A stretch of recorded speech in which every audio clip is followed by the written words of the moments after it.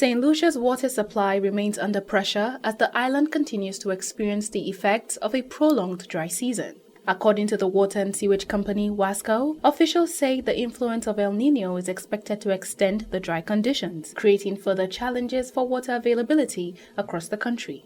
Acting Chief Operations Officer Tira Victor said WASCO introduced a supply management schedule in the north and south due to reduced water production levels during peak demand periods. He explained that the measures were necessary because of the drop in available water at several production facilities. Whatever it is that we have available, we attempt through the valving schedule to distribute it equitably among all persons, but we also prioritize, say, essential services such as health centers, the police stations, the schools, when there is school, and to ensure that there is continuity of service and the availability of water as a very essential.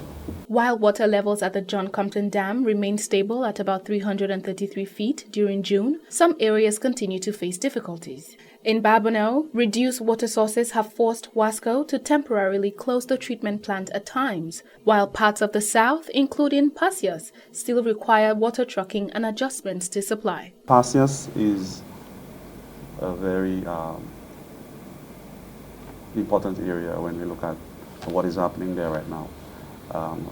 We had such high levels of reduction in the flow in the Pasias area that it would take us maybe more than a day to get the storage tank filled up with the supply that we're getting from the river.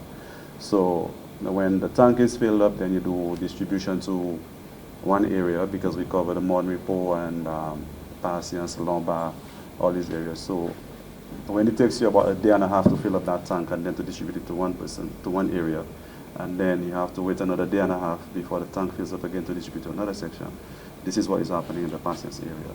WASCO says production increased in June as crews worked to maintain services, while major projects continue to improve the island's water network. The Pasias Water Supply Redevelopment Project is about 80% complete and is expected to finish in October, while work on the Theobald's Water Supply Rehabilitation Project is expected to begin in September and run until December 2027. Maurice Norville, head of WASCO's Project Management Unit, provided an update on the John Compton Dam Raw Water Pipeline Replacement Project. Currently, we are on track for contract award and commencement in January 2027.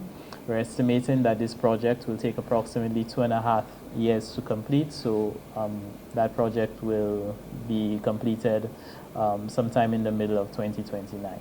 As dry conditions continue to affect Saint Lucia, the Meteorological Services is keeping a close watch on changing weather patterns.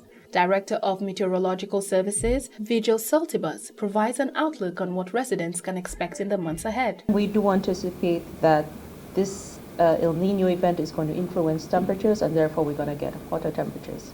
Well, temperatures are most likely to be warmer than usual.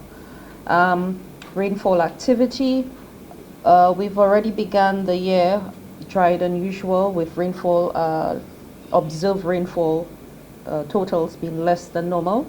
And we anticipate, based on model projections and with the presence of El Niño, that this trend will continue into our wet season, and during the peak wet season most likely to continue. Officials say water conservation remains critical as the country navigates another challenging wet season, with major infrastructure upgrades expected to strengthen the national water supply over the coming months and years. I'm Christabel LB reporting for Hot 7 TV News.